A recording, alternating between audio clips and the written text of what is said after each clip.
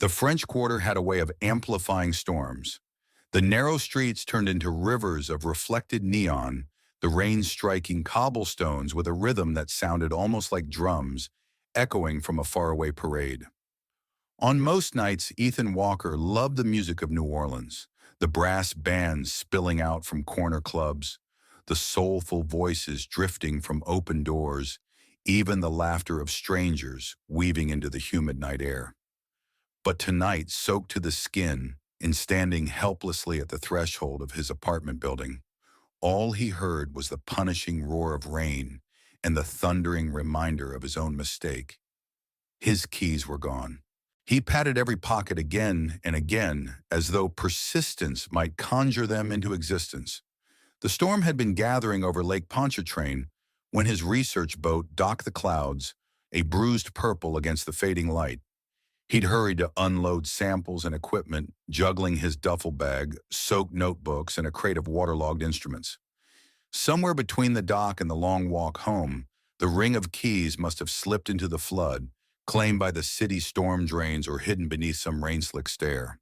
Now standing in the downpour, Ethan felt foolish. 32 years old, respected among colleagues for his meticulous marine studies, yet incapable of managing something as simple as keeping hold of a set of keys. He muttered under his breath, water dripping from his dark hair into his eyes when a soft light flickered across the courtyard. The door of the neighboring apartment opened, spilling golden warmth onto the storm-scarred night. A woman stood framed in that glow, her figure backlit and haloed by rain mist. She wore a loose sweater that slipped off one shoulder, her natural curls tumbling in damp spirals, and her expression was caught somewhere between curiosity and concern. "You look like a shipwreck," she called over the storm, her voice carrying warmth, despite the teasing words. Ethan turned startled. "Lost my keys," he admitted, raising his hands in helpless defeat. Of all nights, it had to be tonight. Her eyes softened. "Come inside before you drown out there." The invitation stunned him. In his solitude, Ethan had noticed her before, always in passing, always from a distance. A woman carrying grocery bags up the stairs with determined grace. A voice drifting through the wall, reading aloud perhaps to children or to herself.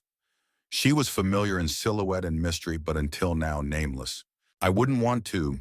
"Don't be ridiculous," she interrupted, stepping back to widen the doorway. The warm scent of something floral lavender maybe drifted toward him. "I'm not about to let my neighbor turn into a drowned marine biologist on my doorstep." Ethan chuckled, despite himself, the storm hammering harder around him. "You know what I do?" "You're not exactly subtle," she said with a half smile. "The boots, the crates, the smell of salt water that follows you up the stairs. It doesn't take Sherlock Holmes."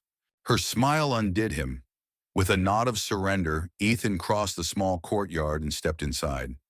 The shift from the storm's chaos to the quiet hum of her apartment was like stepping into another world. Warmth enveloped him, the soft lamplight revealing shelves lined with books, potted plants crowding the windowsill, and the faint sound of jazz humming low from a record player in the corner. The woman closed the door behind him. For a moment, the silence between them deepened, the storm reduced to a muffled heartbeat against the walls. Then she extended her hand. "I'm Ava," she said simply. Her skin was warm against his, grounding him in a way the sea never could. "Ethan," he replied, his voice quieter now, almost reverent. The handshake lingered a breath longer than necessary. He was struck by the steady confidence in her gaze. Brown eyes dark as river soil, filled with something that felt like history, like roots sunk deep into place. She was not a woman easily moved by storms, and that steadiness drew him in like a lighthouse.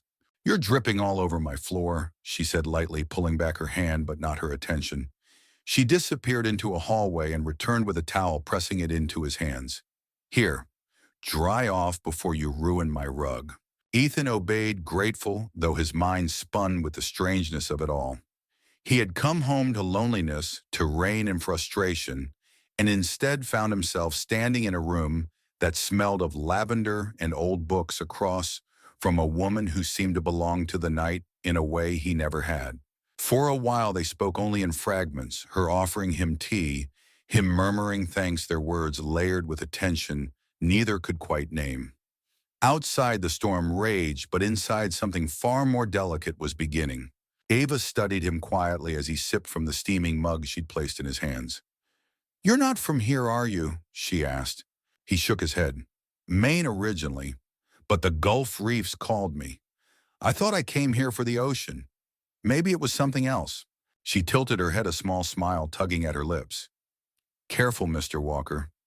New Orleans has a way of pulling secrets out of people." Their laughter overlapped, gentle and hesitant. Outside, thunder cracked like a drum line, but neither flinched. They were too busy learning the cadence of each other's voices, too aware of the fragile thread weaving itself between them. When Ethan finally rose to leave, the storm had softened into a steady drizzle. Ava handed him a spare umbrella, pressing it into his palm without asking. "You'll catch your death otherwise," she said, though her eyes lingered on his longer than her words demanded. "Thank you," he said, and meant it in 100 different ways. Their hands brushed as he took the umbrella, a spark running through the contact, not the sudden lightning of a storm, but the quiet strike of something inevitable. Neither spoke of it, but both felt it. Ethan stepped back into the damp night, but the air no longer felt hostile. He glanced once more at the doorway where Ava stood framed in light before the rain blurred her figure into memory. He knew this night would stay with him, not because of lost keys, but because of the unexpected door that had opened. If this moment moved you, if you felt the spark of two lives colliding in the storm, let me know.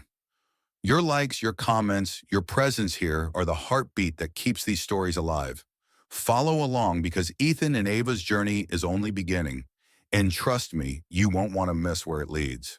The cafe on Chartres Street had windows like picture frames, each pane holding a slice of the French Quarter, a musician tipping his hat, a child chasing pigeons, a woman balancing an umbrella against the sky, already thinking about rain again. Inside, ceiling fans turned with lazy elegance, stirring air that smelled of chicory, cinnamon, and something fried and sugared. The place was so crowded that conversation became a soft tide rising and falling around the clatter of porcelain. Ava had come for 30 minutes of quiet, the kind that can only be borrowed in a city that prefers music to silence. She tucked herself into a corner with a steaming cup of mint tea, 2 ginger cookies, and a folder thick with permission slips and hand-drawn schedules for the after-school program she ran at the community center. A fundraiser loomed in 3 weeks. She needed signatures, volunteers, a miracle, and at least 3 hours she didn't have. She breathed in the tea's bright heat, telling herself quiet could still happen if she willed it to. The bell over the door chimed. Ethan stepped in, wind-ruffled and sun-touched, carrying a messenger bag and the faint salt tinge of a man who had stood near water that morning. He hesitated just long enough for the barista to spot him and lift an eyebrow in recognition. "Morning, Professor Fish," the woman called, grinning. "I'm not a professor," he protested, laughing as he moved through the line. "And they're not fish today. Plankton." He glanced around only once casually and stopped when his gaze found Ava, as if his eyes had recognized the shape of a coastline they'd washed against before. There was the smallest falter in her breath. She looked away and then looked back, pretending she hadn't looked away, and lifted a hand that was both greeting and question. The morning rearranged itself without asking permission. "Neighbor," he said when he reached her table, a soft thread of relief woven through the word. "You rescued me from weather and poor life choices." "You survived," she replied, smiling. "And you're dry. I'll accept partial credit." Crowded cafes are notorious matchmakers. There are always too few seats, and strangers become companions under the benevolent tyranny of scarcity. When a pair of tourists claimed the last open table, Ethan gestured to the chair across from Ava with a hopeful tilt of his head. "Could I?" "Please," she said, already shifting her papers to make room. A sheet slipped free and caught on the edge of his bag. He reached to steady it at the same moment she reached to rescue it. Their hands brushed the slightest, brightest tap, and then like a trick the city itself had played the cup of mint tea tipped. It happened fast but looked slow, a green-gold arc, the tide of it, the soft patter as it found the corner of Ethan's open journal. Ink bled outward in thin blue veins, a tide map going wrong. Ava inhaled sharply. Oh no. The words were apology and panic in equal measure. She dabbed at the page with a napkin, trying not to spread the damage, whispering useless spells. Sorry, sorry, sorry. It's all right, he said, already lifting the wet page by its edges.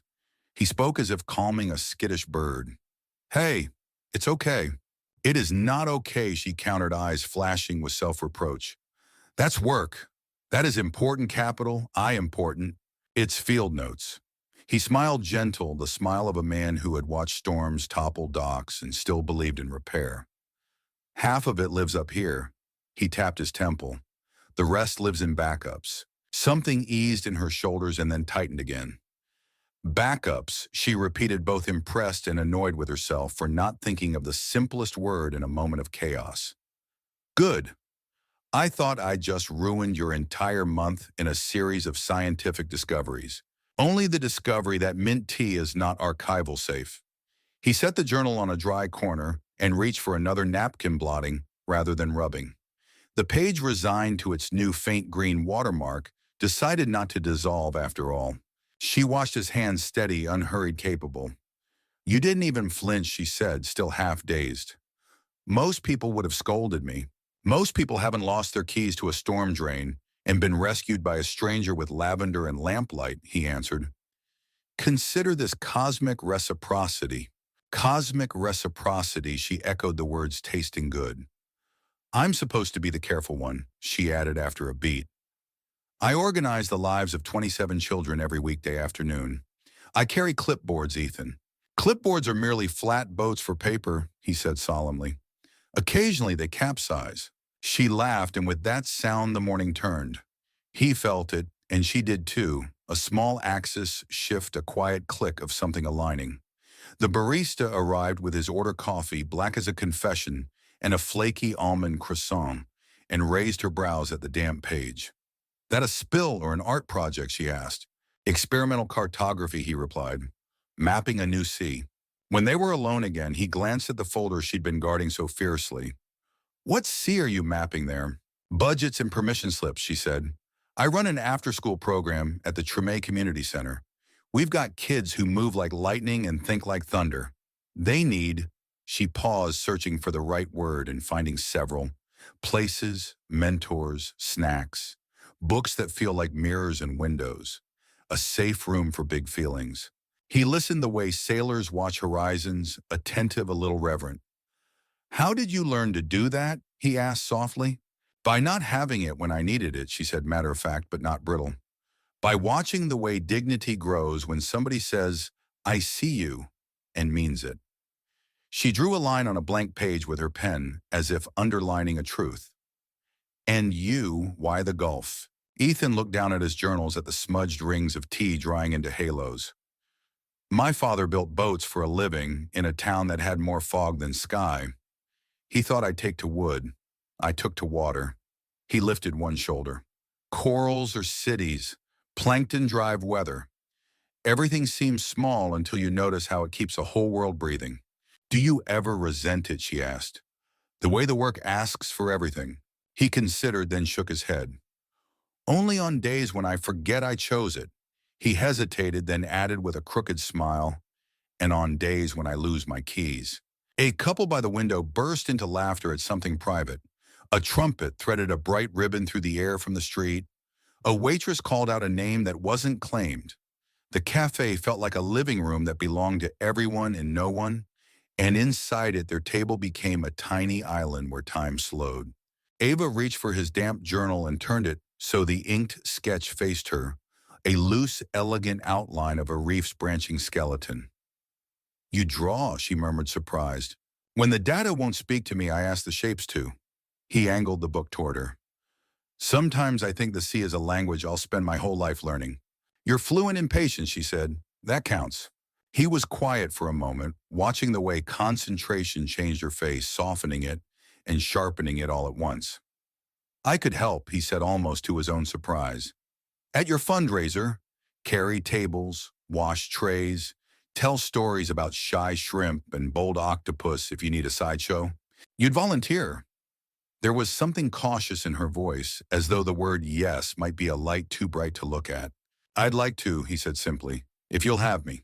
Ava nodded a smile, opening slowly like a window unlatched. All right then, we have a deal. They set a date and exchanged numbers, the practicalities riding in on the back of something far less practical. When Ethan rose to leave his journal, now patterned with tea-stained constellations, the fans above them hummed a warm benediction. He slid the strap of his bag across his chest and found himself reluctant to break the small gravity that held them in place. Thank you, he said, and the word meant more than the page, more than the offer. It meant for the way she steadied the room simply by standing in it. For not being angry, she teased. For letting accidents turn into doorways. He stepped back into the square of window light, and the city resumed its clatter around him. Outside, the sky kept its promise of rain without delivering it just yet. Inside, Ava gathered her papers, only to realize she'd kept one of his napkin sketches, an absent-minded borrowing, the kind that feels like fate masquerading as forgetfulness. She folded it carefully and slipped it into her folder, as if the day had given her a small, luminous thing she meant to keep. The weeks that followed carried the rhythm of two separate lives brushing against each other, like tides meeting at the shoreline. Ethan and Ava discovered that their days rarely overlapped in shape, though they seemed to rhyme in intention. His mornings began at the docks or in labs filled with humming machines where he bent over coral samples and logged pages of meticulous data. Hers began with children spilling into a repurposed gym shoes, squeaking on polished wood, laughter, sharp and sweet hands tugging at her sleeve with questions and quarrels and a hunger for attention. When they met in the evenings, sometimes by accident, sometimes because one of them had invented an excuse, they carried the scent of their worlds with them. Ethan brought salt air and the faint musk of wet rope. Ava carried chalk dust paper and the invisible weight of 27 small lives orbiting her own. They spoke of their days as if opening windows, letting each other glimpse unfamiliar landscapes. One night, seated at a quiet table in a courtyard cafe where the ivy climbed higher than the lamplight, Ethan set his elbows on the table and leaned closer. You spend hours with those kids, he said. You don't even blink when one of them calls you at midnight. I don't know how you carry that weight and still smile the way you do. Ava stirred sugar into her coffee, watching the swirl fade. And you spend hours measuring things no one else notices. Plankton so small, you need machines to see them. Corals most people will never touch. And yet you fight like the world depends on them. She paused, eyes lifting to his. Do you ever wonder if we live on different planets? Every day, he admitted with a small laugh, though the honesty in his voice dulled the humor. You're rooted in people and the daily miracle of human connection. I'm buried in ecosystems most people only think about when they book a vacation. Sometimes I wonder if my world makes sense to anyone but me. It makes sense to me, she said softly. Then after a beat, but does mine make sense to you?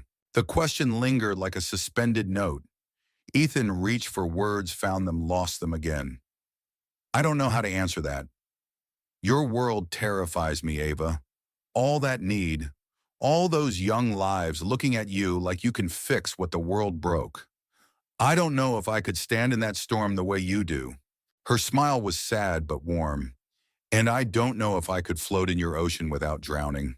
They sat in silence, the cafe murmuring around them, lantern light catching in her curls and in the restless curve of his mouth. Two different planets, yes, but both circling the same sun. Later that week, Ethan invited her to his lab near the river.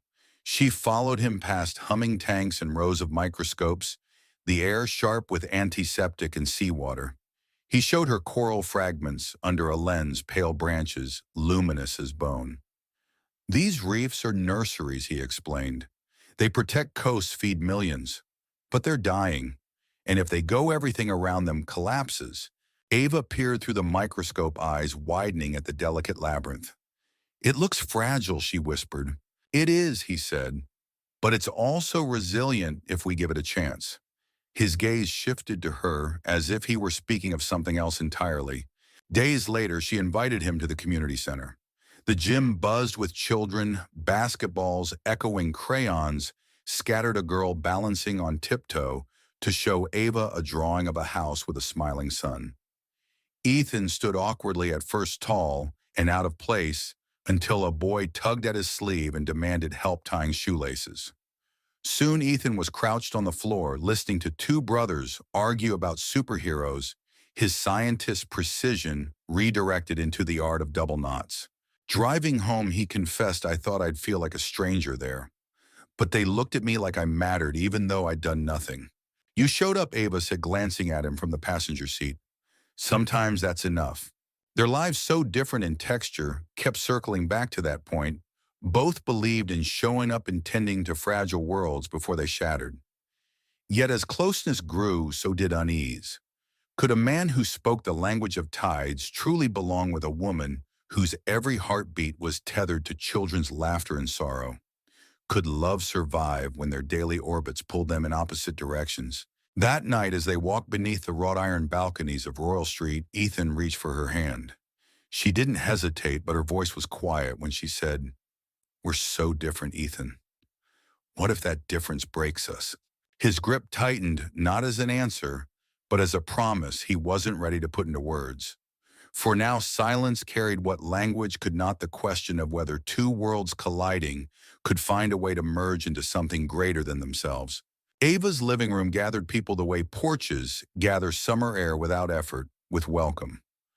On Thursday nights, her circle met there, two teachers still in their school cardigans, a social worker whose laughter arrived like a brass riff, a college volunteer smelling faintly of acrylic paint, and Mrs. Dupree from down the block, who brought sweet tea and opinions in equal measure. Ethan arrived with a hesitant knock and a Tupperware of cornbread he'd bought around the corner, embarrassed to confess he hadn't baked it. Ava waved him in as if he'd always belonged. The room was a collage of small lives and large purposes. Flyers for the community center fundraiser fanned across the coffee table. A poster board listed shifts with names scrawled in different inks. A child's painting of a blue house windows, wide sun oversized, was taped to the bookshelf beside a beaded Mardi Gras mask. Music hummed low, something gentle, a piano, keeping time with soft conversation.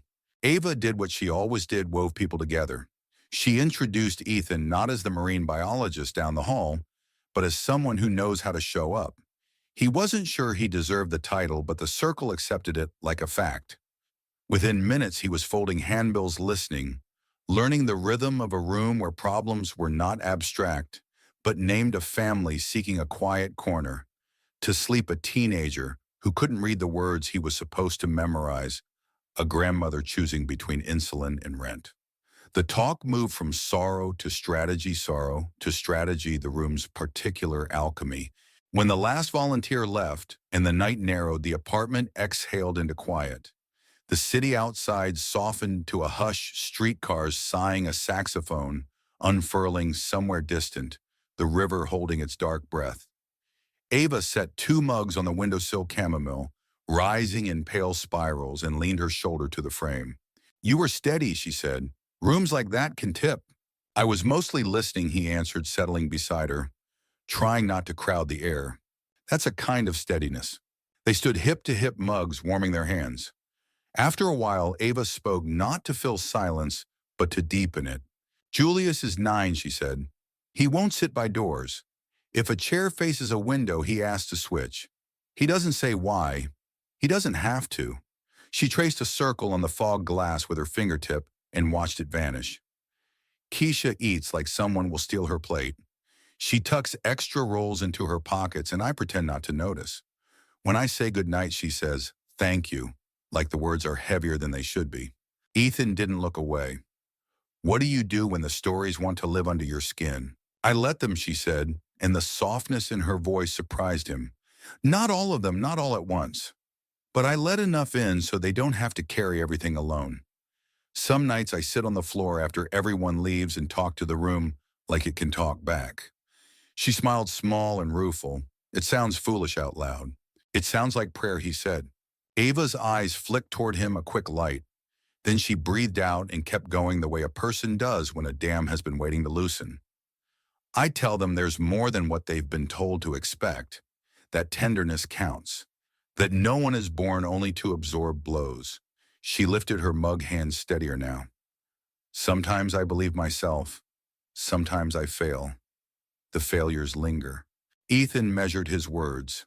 When the reef bleaches, he said quietly, it looks like surrender, but often it's a kind of pause, a body trying to survive heat it wasn't meant to bear. If the water cools, if the stress lifts, color can return. Not always, but enough to keep faith. She turned to him fully. You talk about corals like they're people. They are, he said, or we're corals. I haven't decided which way the metaphor runs. They laughed, the kind that eases tightness from the chest. The clock clicked past midnight. Ava tucked her feet up beneath her on the window bench and angled toward him, as if the room itself had narrowed to make space for the story he hadn't yet told. What about you, she asked. What did you need when you were 9? The question opened a door he rarely touched. He felt the old shyness rise, the instinct to answer with facts, with plankton counts and salinity curves, but pushed gently past it. I needed the tide chart, he said. We lived in a town where fog arrived like a habit. My father built boats with patient hands, and I memorized the times the harbor opened and closed. I liked the predictability, the way the moon kept its side of the bargain. He rubbed his thumb along his mug. My mother collected library finds and stories. I liked those too. And friends she asked, careful as a nurse with a new bruise. A few, he said. The ocean was the loudest companion. When I chose research, I told myself I'd chosen wonder. Most days that's true. Some days I realize I also chose distance. He lifted his gaze. Ships make poor confessional booths. The sea is immense, and I am very small inside it. Ava's expression softened into something he hadn't been given in a long time, understanding without rescue. Do you get lonely, she asked. On the boat, yes. In a crowded room, also yes. It's a ridiculous trick my heart plays. He half smiled. Then a kid tugs my sleeve and asks me why octopus have beaks, and the trick stops. Why do they? Because the world likes to hide knives in velvet, he said, and her grin returned. The lamp on the end table clicked off by its timer. Darkness gentled the angles of the room. They kept talking as if the night itself had decided to stay and listen. He told her about sleeping on deck to watch meteor showers. She told him about a girl who brought a plant to the center and named it Ongoing. He admitted to a fear of wasting time. She confessed to a fear of running out of it. At some point, their shoulders leaned until they were a single line. It wasn't a planned intimacy, only the simple geometry of trust. When Ava's head tipped against him, he lifted a hand without thinking and rested it along the crown of her hair, his palm learning the shape of comfort. I worry, she murmured, voice close, that I am 1,000 small anchors, that anyone who loves me will have to drag them all. I like anchors, he said. They keep a body from drifting when the stars go missing. The room went quiet enough that they could hear the slow turn of the ceiling fan, the porch swing creaking in the courtyard, the city's heartbeat steadying into its late hour. Ethan felt the old architecture of his solitude loosen, not collapse exactly, but make room for another occupant. He thought of reefs recovering color and boys who won't sit by doors, and of the strange mercy of 2 languages learning each other's grammar. Stay! Ava said the word small and decisive as a key turning. Not forever. Just until the night lets go a little. He stayed. They didn't kiss. They didn't need to. The space between what they said and what they didn't say grew soft and golden, a room within the room. When sleep finally came, it arrived like a tide creeping over sand, so gentle that neither noticed when it covered them. In the morning, the window was a square of pale light. The mugs wore the faint brown rings of conversations finished and unfinished. Ava stirred first, disentangling with a careful smile. Ethan blinked awake to her face, close to his unguarded new. Good morning, she said, voice husky with sleep. He didn't trust himself to say everything that wanted out, so he said the simplest thing. Good morning. They stood wordless and slightly embarrassed, and then the embarrassment melted because the room still held the warm outline of the night. At the door, he paused. Thank you, he said. For what? For letting the stories live under your skin, he replied, and for letting one of them be mine. It began as a promise to walk off the day. The air had been heavy since afternoon, a velvet heat that made even the trees look thoughtful. By twilight, the sky loosened. Somewhere deep in the city, thunder rolled over the rooftops like a lazy drum line. Ethan texted, "If you're up for a loop around the quarter, I could use the kind of quiet that has brass in it." Ava sent back a pin and a small crescent moon. They met near Jackson Square, where tarot tables were being folded like secret maps. The cathedral stood pale as a moth against a sky-colored bruised blue. Street lamps clicked awake one by one. Their halos gathered on wet stone as the first thin rain stitched silver across the evening. They did not hurry. Their conversation moved with the weather low, unforced, slipping in and out of silence. He told her about a dive that morning, the thrill of finding a patch of coral that had survived last summer's heat. She told him about Julius passing a reading test. He'd failed 3 times, the way his grin had loosed something in her chest she hadn't realized was knotted. They traded small miracles like stones they kept in their pockets for luck. The rain steadied. Music drifted from a doorway, someone practicing scales that felt like questions more than answers. They cut south away from the crowds toward narrow streets, where balconies leaned like conspirators. The lamps smeared their reflections on the pavement, their footsteps stitched through them, breaking and mending the light. Somewhere between Royal and Dauphine, the space between them learned their names. It gathered around shoulders, hovered at elbows, reached for hands, and drew back not coy but cautious, like a tide tasting the lip of shore. They walked close enough to share breath on laughter, far enough to pretend they weren't measuring the inches. Ava told a story about a child who declared with great authority that clouds were the sky's laundry. Ethan, delighted, countered with a fisherman who swore he could smell rain changing its mind. These were the kinds of offerings people make when the real offering is themselves. The city listened and said nothing, content to keep their confidences. They paused under a lamppost swaddled in vines. The rain fine-printed the air. He reached to tuck a curl behind her ear, then stopped, hand open, in the quiet between them. She looked at him and did not move. Something crossed her face, resolve, fear. A bright thread of joy, then settled into calm. "You don't have to," she said softly, and the words were not a refusal, but an invitation to choose with care. "I know," he answered, the honesty of it steady as a handrail. "That's why I want to." They did not step closer yet. Instead, their talk drifted to the narrow bridge between desire and danger. She told him not all at once about a time when love had arrived, dressed as certainty, and left without apology, how her ribs had learned the geography of absence. He told her about the years he'd mistaken distance for devotion to work, how the sea had been a perfect accomplice for not needing anyone. Neither asked the other to forget. They only asked to be seen and stayed with. Rain gathered at the hem of her dress. A drop slid from his jaw to his collar. The lamp hummed as if thinking. When he offered his palm, she set her fingers lightly in it, and the smallest muscle in both their throats moved. The first touch is a grammar lesson. Their bodies conjugated yes. They resumed walking hand in hand now, as though they had always known the choreography. The city changed key. A saxophone found a melody it had been circling all evening. A door opened, laughter spilled, then closed again. Past a shutter painted with a falling star, they turned into a street that seemed built for secrets. There the rain thickened, not driving, only insistent, a new skin on everything it touched. "Are you frightened?" he asked, not as challenge but as prayer. "Yes," she said, "and not enough to stop." "Me too." The admission gentled them. Under another lamp, this one buzzing like a small, faithful thing, they stopped without planning to. The light held their faces as if they were pages being read aloud. He lifted his free hand, slowly giving her time to decide if the next sentence should be written. She breathed once, twice, then nodded, emotion almost imperceptible and entirely sovereign. When their mouths met, it wasn't fireworks. It was tide, the first reach a question, the second an answer. He kissed her as if learning a coastline, careful of the rocks, reverent of the inlets, grateful for the beach that opened under his feet.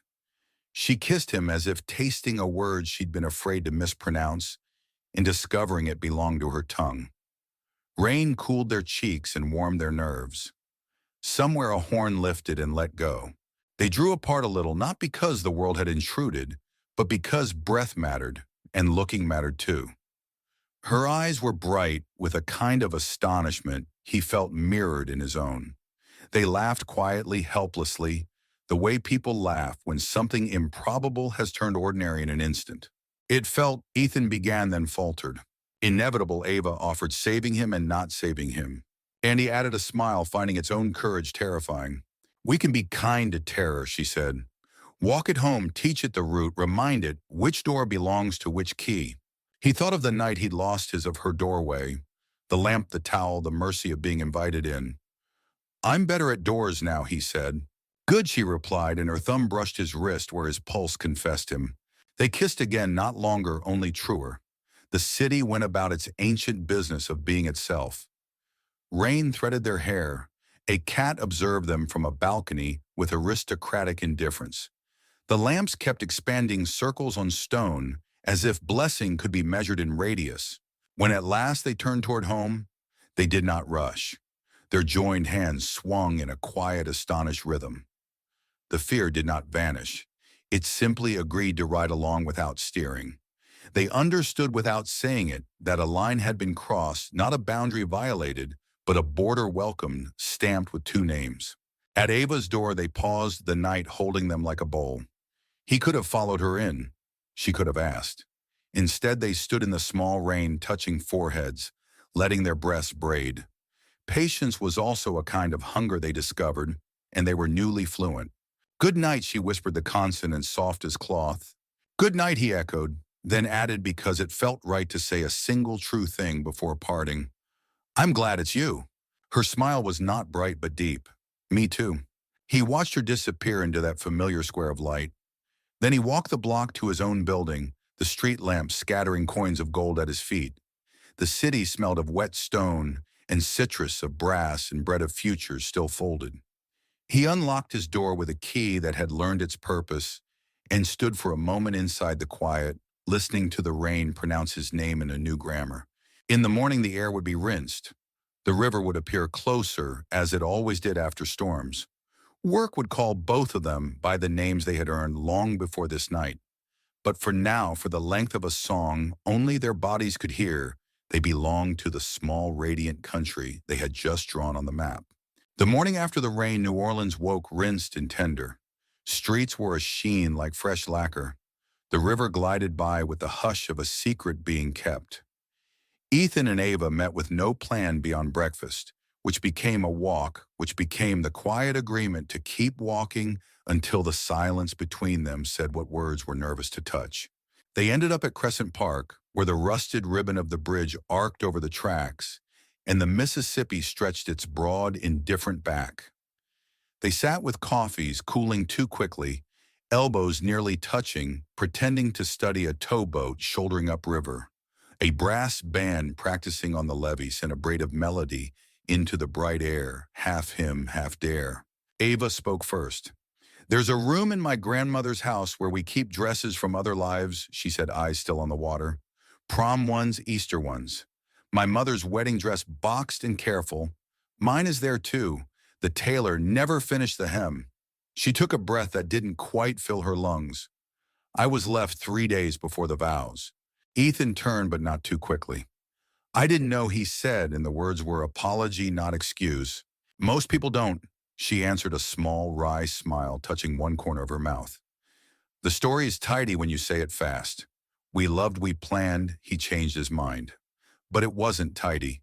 It was a long corridor of almost. 1,000 soft compromises that felt like kindness until they didn't. She pinched the paper rim of her cup. I woke one morning and the future was absent. The coffee mug was still there. The list of songs for the reception. A pair of cufflinks I'd bought as a surprise. The absence was louder than all of it. The river knocked lightly at the shore. Ethan thought of bleached reefs, how the first shock is not the whiteness, but the silence of color leaving. I cut the cake anyway, she went on, almost laughing at the audacity of the memory. In the church basement, with Mrs. Dupree and my cousin and 2 children who figured free frosting was the point of the day. We ate it with our hands like we were feeding something starving. I kept the dress because I refused to let it become an apology. She finally looked at him. I'm not telling you for pity. I'm telling you so when I flinch at kindness, you won't think kindness is the problem. What does he ask, gentle? Promises, she said. Not the spoken ones. The ones a person assumes for you. The way love can become a script and you discover your lines were written by someone who never met you. He closed his eyes for a heartbeat. When he opened them, the towboat had slipped past a white wake combing the river flat. I've done a different version of the same harm, he said. Years ago, there was someone who set a table for two and waited for a man married to the tide chart. I told myself I was noble, that the work mattered most because it was bigger than me. I used the ocean for cover. He swallowed. She didn't leave 3 days before a wedding. She left 3 months after I forgot the day we were supposed to choose a ring. Ava's fingers stilled. Did you forget, or did you let the forgetting happen to you? I chose it, he said, the confession fitting and terrible. I chose data and dives and the clean ache of distance. I told myself I'd build a life when the map was complete, when the grant landed, when the next paper was published. I kept filing joy under after. It's a very long folder. They sat with that. A gull shrieked as if arguing with itself. The band on the levee corrected a chord and tried again. The coffee had gone cold enough to throw away, but neither moved. I am afraid of repeating it, Ethan said at last. Of wanting you in the future tense, of turning your laughter into something I earn after 12-hour days. I am afraid I don't know the grammar for the present. Ava tilted her head, listening to the fear like a clinician listening to a heart murmur. I am afraid of believing you, she answered, and finding out my faith is a hobby for you. I am afraid of walking into a room full of empty chairs and realizing I set them all. The words hung between them, each naming a ghost and refusing to feed it. Ethan's hand shifted toward hers, then stopped on the bench, slat honest about its hesitance. What do we do with that? He asked. We do the inelegant thing, she said, a steadiness returning to her mouth. We say what we need before it turns into resentment. We call each other in, not out. We do not make altars to sacrifice ourselves upon and call it love. He nodded, grateful for the clear edges of her reply. Then let me start clumsy. He faced her shoulders squared as if to bear weather. My work will ask. It will always ask. But I will not give it what belongs to you. If I fail, I want you to say my name, the way a buoy does loud enough to keep me from the rocks. Ava's laugh was quiet and sudden. And I will not test you by withholding what you cannot guess. I will tell you when I need you to sit on a gym floor and read to a boy who only trusts quiet voices. I will tell you when I need to be held and when I need to be alone, and how each is a form of love. A wind came off the river and lifted a strand of her hair into his mouth. He caught it sheepish and she let him. The smallness of that exchange, how human it was, did more to ease him than any vow they could have made. Say the part that still stings, she said. The one you almost left behind your teeth. He grimaced, then obeyed. Sometimes I will want to run, he said. Not away from you. Away from the part of me that believes I don't deserve to be chosen if I am not accomplishing something measurable. Ava looked stricken, not with pity, but recognition. Sometimes, she admitted, I will want to disappear into usefulness, the kind that keeps me from noticing I'm lonely. I will call it service, and it will be part truth, part dodge. He exhaled a laugh and a sigh braided. We are a matched pair of escape artists. Then we can take away each other's trap doors, she said, or at least mark them with bright tape. They rose and began to walk again, not because the conversation was finished, but because movement made it easier to carry. The bridge clanked softly underfoot. Below, the river kept its appointment with the Gulf. At the far end of the park, they ducked into the shade of live oaks. Spanish moss hung in long sentences. Ethan stopped and touched the rough bark, grounding himself. I want to ask for a small trial, he said. Something specific. Something we can both hold. All right, she said. 2 dinners a week, phones off, he proposed. 1 in your world, 1 in mine. A third hour for whatever is on fire in the gym or in the lab. Non-negotiable unless a child is bleeding or the ocean is literally on fire. Ava considered, smile returning by degrees. And Sunday morning, she added, we walk no purpose but presence. We inventory sky and magnolias and how the weak hurt or healed, that is also non-negotiable. Deal, he said, feeling ridiculous for the relief that moved through him, and grateful for it anyway. They sealed it with the simplest ritual their foreheads touched. It was not a kiss, it was a hinge. The ghosts did not vanish, but they kept a respectful distance like weather systems that had been named and were now tracked. On the walk back, children flew kites that lifted in the freshened wind. The band struck the right chord and held it. The city gathered its brightness and made a place for them inside it. What they carried forward was not certainty, but a set of small, agreed-upon lights, enough perhaps to see the next turn of the path and each other upon it. The first real test came not from within them, but from the voices of those who loved them most. Ava had known it was coming. Her grandmother Lorraine had raised her from the time she was 8, a woman as unyielding as oak, with eyes sharp enough to slice through pretense, and a laugh that could still startle birds from telephone wires. Lorraine had survived segregation widowhood and the long ache of raising children who didn't all make it to the life she had dreamed for them. Her love for Ava was vast, but so was her suspicion of anything that threatened to unravel the stability she had built through years of stubbornness. They sat in the kitchen one humid Saturday morning, the window cracked open to let in the scent of frying beignets from the neighbor's stoop. Ava was rinsing collard greens in the sink when her grandmother said, without turning from her pot of simmering beans, "That man of yours, he spends more time under the water than on land, doesn't he?" Ava smiled, already bracing herself. "He's a marine biologist, Nana. That's his work." "Work, sure." Lorraine's spoon paused mid-stir. "But a man who lives in a world so far away from yours, how can he see you clearly? How can he understand what roots are when all he does is chase fish in the current?" Ava dried her hands slowly, letting the words settle.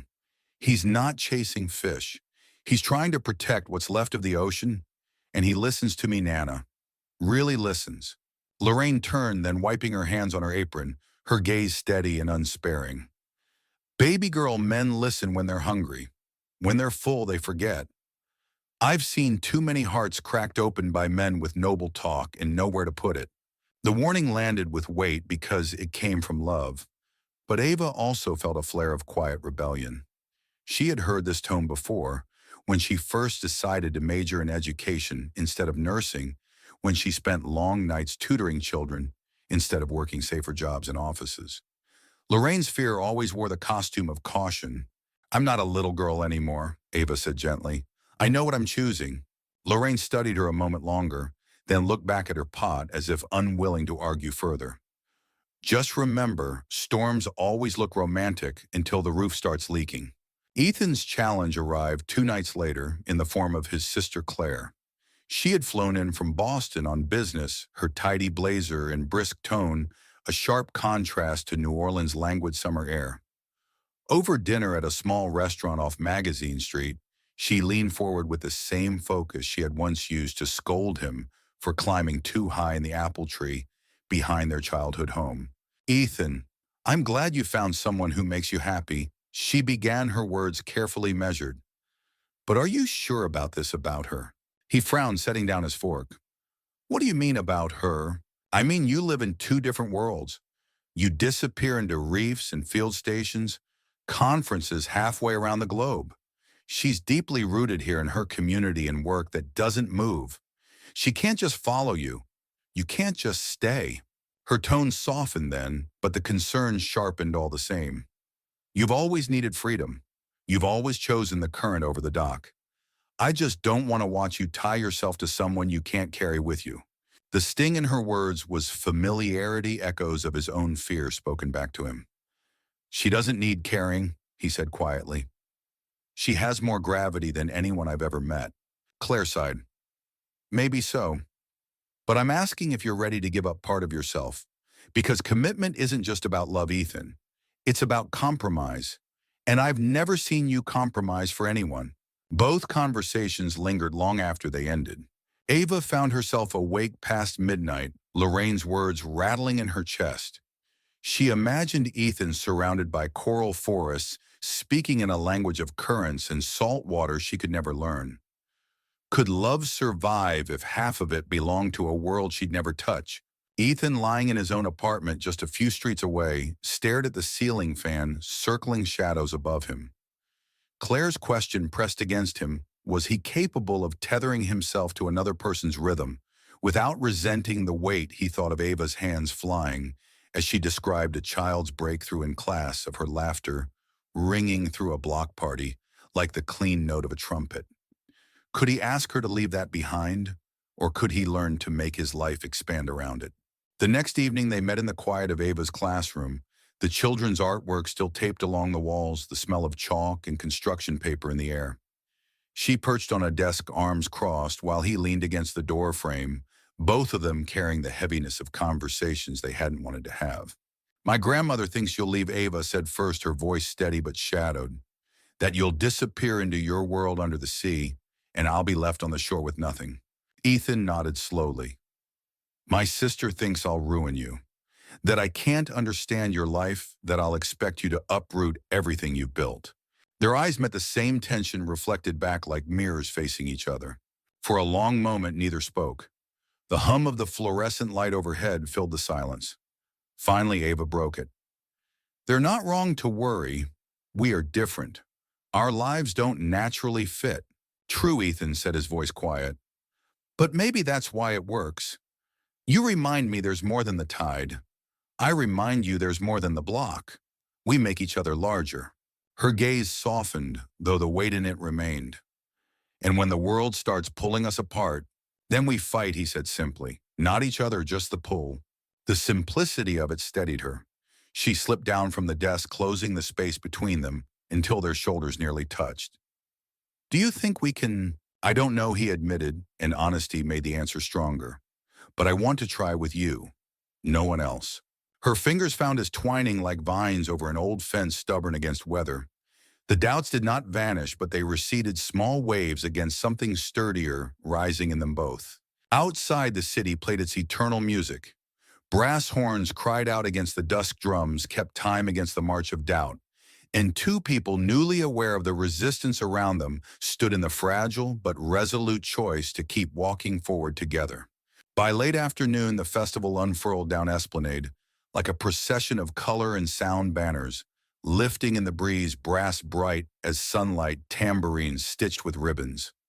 Food smoke curled from grills where shrimp popped in butter. Pralines cooled on wax paper like small moons. Children streaked the air with chalk-dusted hands, and bead necklaces flashed like laughter. New Orleans had put on its most generous face, and people answered by stepping into joy as if it were a well-worn doorway. Ava's booth lived in the busy heart of it all. She and her circle had transformed a borrowed tent into a pocket of possibility, a reading corner with cushions patterned in citrus and stars, a long table for paper crowns and cardboard telescopes, a low stage where shy voices could try power on for size. Hand-lettered signs leaned at welcoming angles. "Build a book, make a map of where you're going. Tell a small truth into a microphone." Near the back, boxed lunches sat in neat ranks for anyone who asked. The rule was simple: no one leaves hungry or unseen. Ethan arrived carrying a crate and a grin he couldn't talk himself out of. He wore a volunteer badge with his name scrawled by a child in heroic letters, and someone had looped a strand of green beads over his neck before he could protest. Ava, already halfway into 3 conversations, rerouting the face paint line, greeting a grandmother, finding extra glue, caught sight of him, and felt the taut string inside her loosen. "You found us," she said, a touch of relief tucked into the joke. "You're not easy to miss," he answered, taking in the swarming radiance. "Where do you want me?" She pointed to a cluster of boys teetering between restlessness and mayhem. "Kite corner. Teach patience with string." "Yes, ma'am," he said with mock solemnity, and set down his crate where sunlight pooled. It began with knots. Small fingers, determined and clumsy, pushed at twine while the wind tugged at tissue paper diamonds. Ethan crouched to their height, showing steady, repetitive motions, over under pull. But mostly he practiced the art of making time feel safe. "The sky's not going anywhere," he murmured. "We'll get you there." When a gust snatched a nearly finished kite and sent it skittering under a vendor's table, He jogged after it and returned triumphant, bowing to applause from three gap-toothed critics who immediately promoted him to Sky Captain. Ava watched between tasks the way a person watches proof arrive. He did not play hero. He played human, showing up in small, consistent increments. When a child's frustration peaked, he knelt and breathed slower until the child's breath matched his. When a timid girl hovered just outside the circle, he slid a kite frame toward her without looking up and said as if to no one in particular, "Whoever wants to be the wind checker stands right there." She slid into the role like a heron into water quietly perfectly. Meanwhile, Ava moved like a conductor tuning an orchestra. She had the rare talent for speaking to a whole crowd and making each person feel individually addressed. A father with folded arms uncurled under her steady glance. Two teens who came to mock ended up handing out juice. At the microphone, a boy named Sammy read a poem about a red bicycle that had survived a storm, his voice shaking at first, and then finding a backbone halfway through. Again, Ava said softly into the hush from the middle where you felt brave. He did, and the crowd grew still, and something fragile in him landed on both feet. Lorraine arrived with a casserole and a look that promised inspection.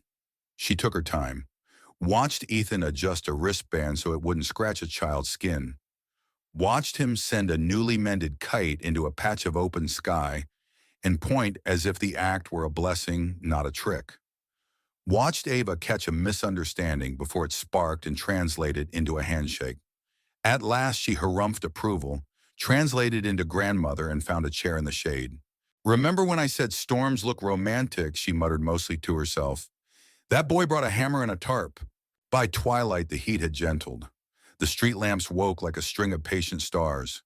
A second line swelled at the far end of the block, snare drums, chattering trumpet lines, leaping in arcs, and children began to tug at sleeves, craving motion. Ava climbed onto the low stage and lifted her hands. "All right now," she called, voice warm as cinnamon. "We're going to walk the joy we made today around the block and bring it back in better condition than we found it." She led with a sash, and Elder handed her purple and gold, catching the light.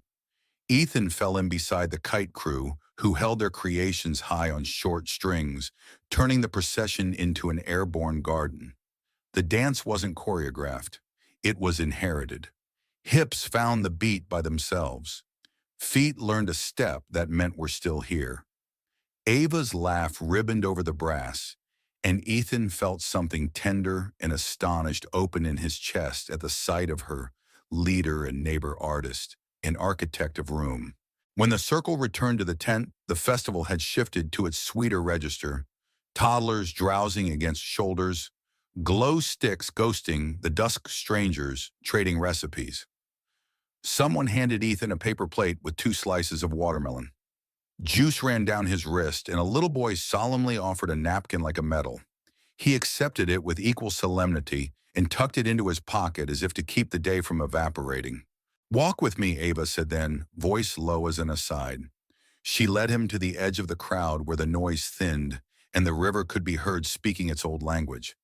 They stood beneath a live oak strung with tea lights. "You were good today," she said, not as flattery but as fact. "Not dramatic, just present." "I got demoted from Sky Captain to not supervisor," he confessed. It was a lateral move. She laughed, and the line of her throat in laughter nearly undid him. "You see, my kids," she went on, softening. "Not as a project, people. Some people come to help and bring a mirror they want the neighborhood to use. You brought hands." He considered that, then shook his head gently. "I came to see you work. Everything else was a lucky spillover." She went quiet, watching his expression with the same attention she used on stubborn glue lids and fragile egos. Around them, the festival breathed and settled. Behind them, Lorraine's gaze found them through the thinning crowd. She did not intervene. On the opposite side of town, Claire's text pinged into Ethan's pocket and went unanswered. "What do we call today?" he asked at last. "A rehearsal for staying," she said. "The first time it didn't feel like an experiment to put our worlds in one room." He reached for her hand and found it steady as a mooring. Their palms fit without surprise. A breeze came off the water, threading through the oak leaves with a sound like pages turning. When the children rushed past in a last chase before bedtime, Two kites wobbled toward the stars, and the smaller of the pair stitched crooked tape two places perfect, held its place as if it had always belonged there. People noticed their joined hands and smiled as one does at a story arriving at a good sentence. Chemistry became community rumor, kind and bright. For the first time since they had stepped into each other's orbit, the future did not feel like a cliff or a question mark, but a curve in the road they were already learning to take together, bodies leaning the same way, balance found in motion. The warning came with the late news, a ribbon of red letters sliding under a weatherman's careful voice. The storm had turned hungry and fast. People did what New Orleans has always done, filled their tanks, filled their bathtubs, filled their pockets with phone chargers and SIM cards, then looked up at the sky as if negotiating. Ava had already begun the ritual she learned since childhood, texting parents, checking on elders, counting the kids who might not have anywhere safer to go. The list grew, then grew again. On the third call, when a mother whispered that her electricity had been out all day and the windows were held together with wishful thinking, Ava pressed a palm to her forehead and finally called Ethan. "I'm taking them to the center," she said without hello. "It's brick but the roof." "Come to the lab," he cut, no hesitation. "It's built to hold. Steel shutters, backup generator. We've got cots from the university and water more than we'll need. I'll send the address." "Are you sure?" "Bring them," he said, and she could hear the decision harden into a place inside him. "Bring whoever trusts you." An hour later, night was a dark pelt over the road as three cars slid toward the coast in a small convoy. Ava's compact, full of children and board games. Lorraine riding shotgun with a thermos and the look of a woman prepared to wrestle fate if necessary. Behind them, a volunteer's SUV heavy with sandwiches and blankets. Behind that, Ethan's old truck hazard lights blinking like a guardian's eyes. The lab stood low and spare, more ship than buildings shouldering into a spit of land that knew the moods of water. Ethan met them at the service door, with rain already needling sideways. Inside, the place felt impossible, bright, humming, orderly. He had rolled the tanks into one wing and covered the microscope stations in tarps. The long central room had been cleared for cots and pallets. A whiteboard by the coffee machine read in brisk, cheerful marker, "Welcome. Bathrooms to left. Snacks here. We'll hear the wind, but we're safe." They made a small town in 20 minutes. Shoes lined up like polite students, blankets shingled into nests. Lorraine commandeered the kitchenette with two other women and produced soup as if from air. Children learned the geography, bathroom charger station, the corner where a basket of picture books had appeared. Outside, the wind raised its voice. Inside, the room settled around a shared pulse. At 9, the first gust hit so cleanly that the building seemed to inhale. A boy flinched. Ava's hand found his shoulder. Ethan walked the perimeter, checking fastenings he'd already checked, answering the same question 3 ways. "Yes, the shutters are rated for this. Yes, we have backup power. Yes, I will wake you if anything changes." When he came back to Ava, he looked like a man translating chaos into tasks. "Thank you," she said simply. "For what? For making a refuge," she answered. "It's not only concrete and steel." He nodded once, as if accepting a medal and the weight of wearing it. The lights flickered twice, then settled. The rain grew teeth. Around midnight, after a story time that turned into a chorus of snores and soft rehearsal for bravery, the wind steadied into its worst self. The building's metal skins spoke in long, low notes. The generator hummed with stubborn competence. In the narrow space between fear and sleep, people confessed things. Ethan and Ava sat on the floor against the back wall, legs stretching into a corridor of dim light, a thermos of sugar-brown tea between them, like a lantern. "What are you afraid of?" she asked, voice pitched low so as not to wake the closest kids. "Drowning," he said, honest enough to make it sound ordinary. "In water, yes, but also in responsibility. In being the person who said, 'Come here,' and then failing to keep the roof on." He rubbed the heel of his hand over his eyebrow. "I'm afraid of promising more than I can hold." Ava watched his profile move in and out of the glow. "I'm afraid of being needed until I'm empty," she said after a moment. and of loving someone who asked me to be less so I can fit inside their life. I don't want you smaller, he said at once, surprising himself with the speed of it. I want to learn how to be big enough to stand next to you without shadowing your light. The storm thumped an argument across the roof. It sounded like someone dragging a table. Two children stirred. Lorraine rose, covered them more carefully, and sat back down with the poise of a queen returning to a throne. I have a foolish dream, Ava murmured into the wind. One day a building with walls that hold a story ours, not just anyone's. A library that smells like lemons and paper.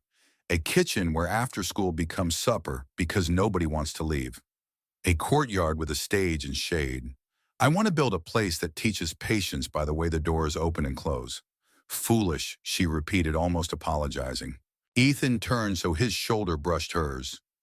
Design it, he said. On napkins. On receipts. On this floor. Bring it to me and I'll draw the bones. We'll ask people with soft wallets and loud hearts to help. We'll teach the storm to keep walking. She was very quiet then. And you, she asked at last. Dream something that isn't a grant. He smiled in the half-dark. A lab with windows big enough for the ocean to come inside and sit down without drowning the equipment. Classes for anybody who wants to learn the names of small things that hold the world together. A dock where your kids come to ask octopus questions. And a key on a hook by the door that I don't lose. The building creaked. A branch or a sign hit the lee wall and skittered. The generator coughed and recovered. On a cot near the door, the timid girl from Kite Day slept with her fist around a string. She'd nodded to her wrist as if flight might call in the night, and she didn't want to miss her turn. Sometime after 2, the barometric pressure did that uncanny thing where a room feels like an ear being pressed between two palms. People said it made them imagine God leaning down to listen. Ethan and Ava sat closer without remark. The intimacy had nothing to do with bodies and everything to do with being two unclosed parentheses in a paragraph of weather. What if all love is just preparing rooms for each other? He asked, more to the air than to her. Then you're good at it, she said, even when you're scared. He tipped his head back against the wall. Stay when the sky clears, he said through a yawn he couldn't swallow. After we check roofs and bring soup and make sure everyone's phones have power. Stay an hour, just us, to hear what the building says when it's not carrying the world. She didn't answer, not with words. Her hand found his on the floor between them, palm to palm, the shape of it, like a promise, kept without ceremony. Somewhere near dawn, the storm ran out of argument. The rain softened to a steady grammar. The wind, having made its point, loosened its grip. Children woke one by one and blinked at the strange ceiling. Parents murmured gratitude to a room that had not asked to be thanked. Lorraine stretched her back with a chorus of bones and bestowed on Ethan a nod that would serve for 3 holidays. They pushed open a side door at mid-morning. The world smelled like tin and pine sap, like mud and relief. The sky was the color of rinsed linen. Puddles had gathered in the parking lot, humble mirrors reflecting an ordinary miracle, a roof still roof, a wall still wall. Ava stepped into the light and lifted her face. Her hair was wild. Her eyes were soft in a way he had not seen. We kept them safe, she said, and then we made a new chamber in his chest. We did, he agreed, the words small against the size of it. He walked the perimeter with 2 fathers inspecting for damage that would wait a day. Ava set up a station for charging and check-ins. By noon, the convoy reversed, people loaded into cars with sandwiches and the tired giddiness that follows survival.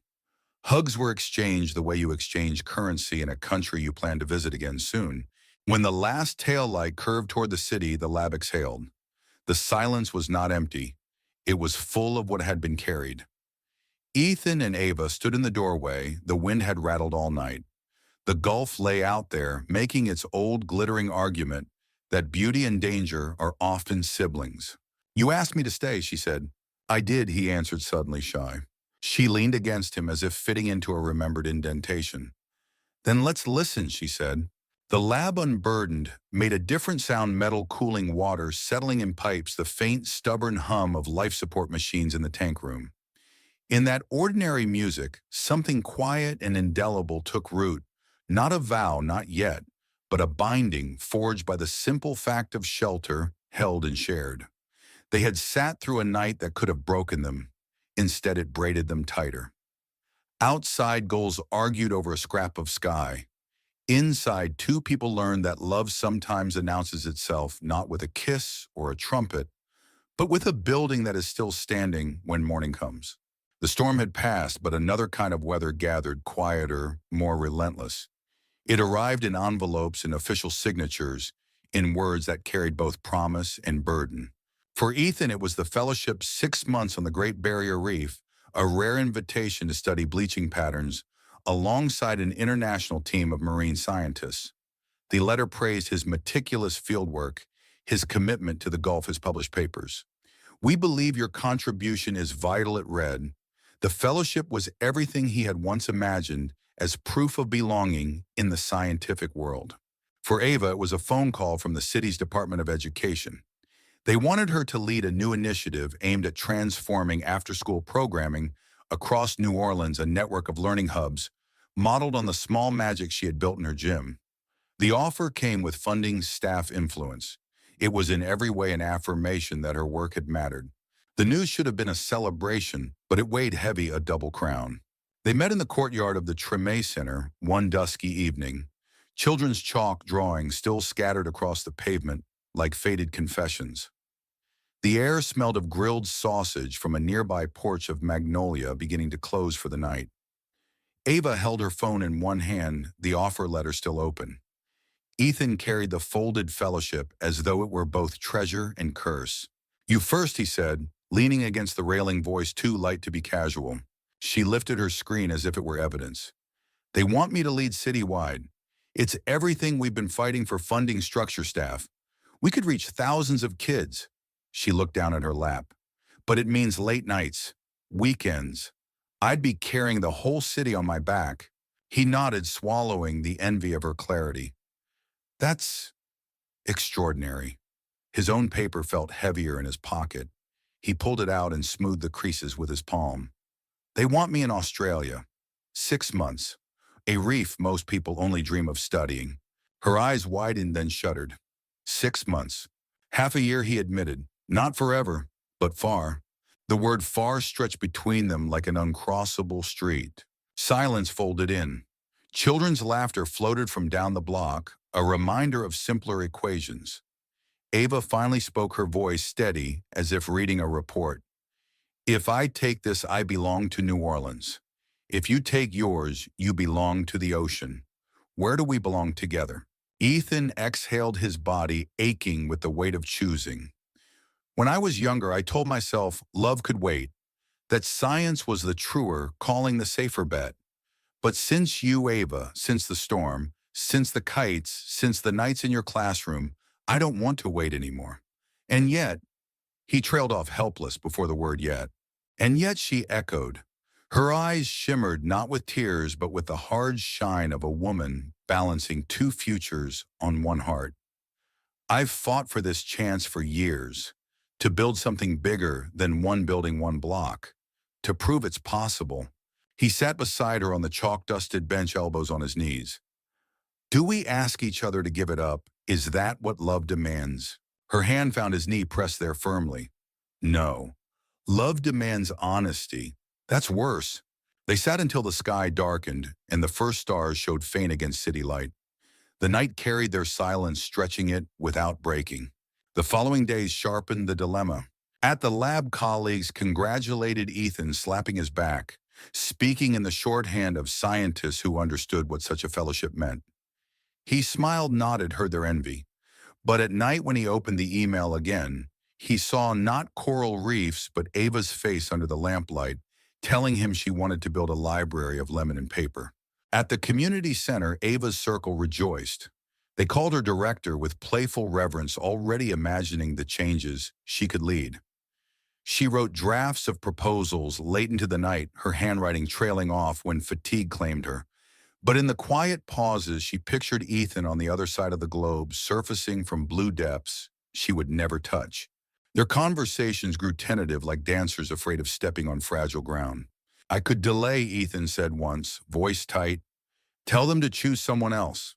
And regret it every time you see a coral photo?" No, her reply was firm, but her eyes betrayed the fracture beneath. Then maybe I go and we... He faltered, hating the word. We try to hold the string across the ocean? Like a kite, she asked softly. Like a kite, he agreed. But even in metaphor, the string felt thin.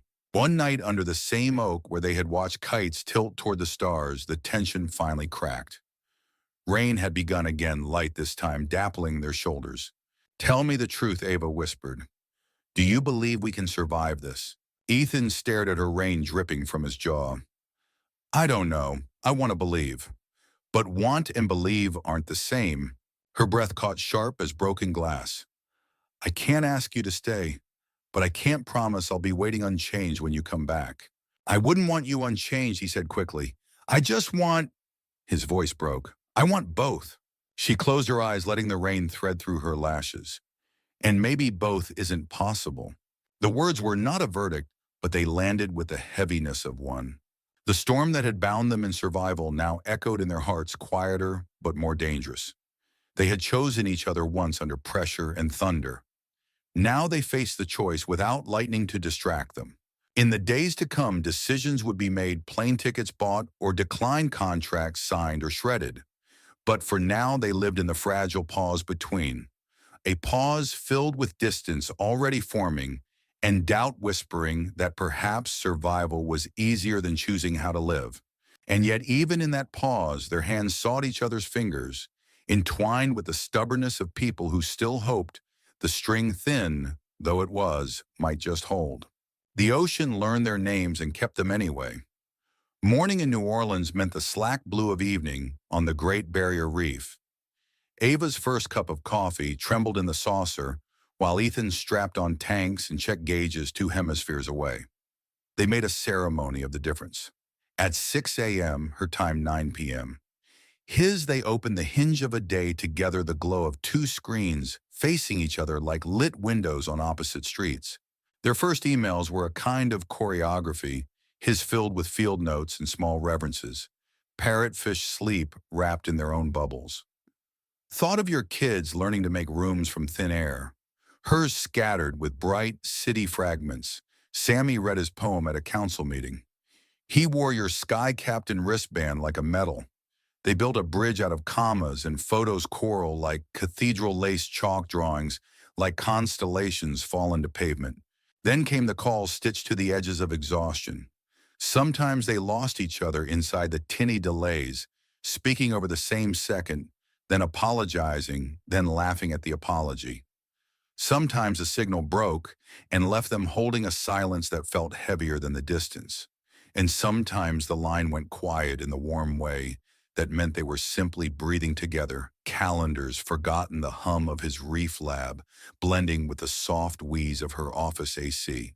He wrote at midnight after surface checks, salt still in his hair. Today we found a patch that's holding color. I wanted you to see it first. It looked like a choir that refused to sit down. She replied at dawn before the buses emptied. We signed the lease on the second hub. I'm terrified and certain. Both at once. Isn't that the only honest way to grow? They were careful with the tenderness, but tenderness is porous. Rumors seeped in like tide under a door. It arrived for Ethan as a joke during a team dinner. Careful walker. Keep mentoring Dr. Chen like that, and you'll miss your plane home. Laughter, harmless on the surface, skated over the fact that Mei Chen was brilliant kind, and Ava learned from a tagged photo, radiant under deck lights, cheek close to Ethan's, as a storm curled in the background. For Ava, rumor was the way a donor's mouth tightened when he said, I hear your lead organizer is very close to you. Late nights, long looks. Passion's good for movements. Ms. Johnson, not always for leaders.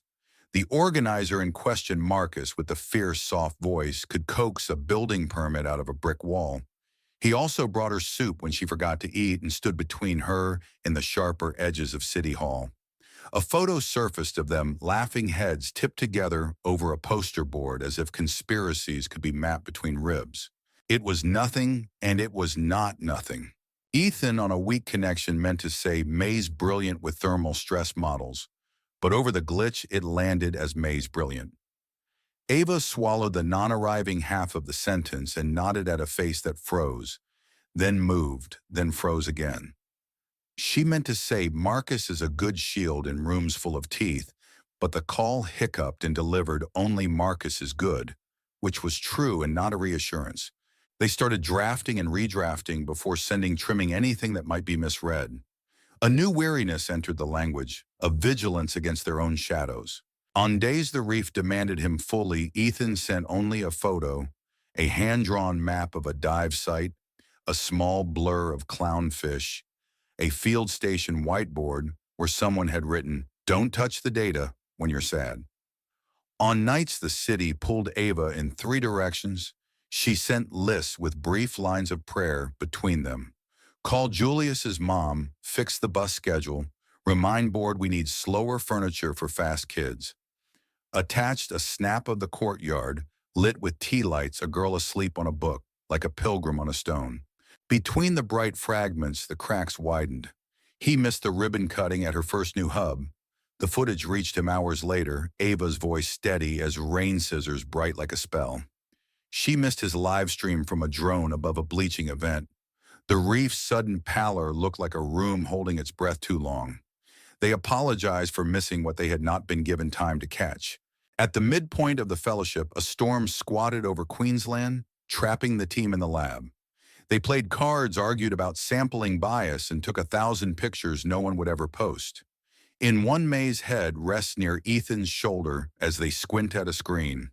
It floats across the world and lands in Ava's feed with no ill intent. Her stomach drops, and then she hates that it drops. She closes the app and opens an email to him instead. "Tell me something true about your day that only I would understand." He writes back, "I kept reaching for you at the surface.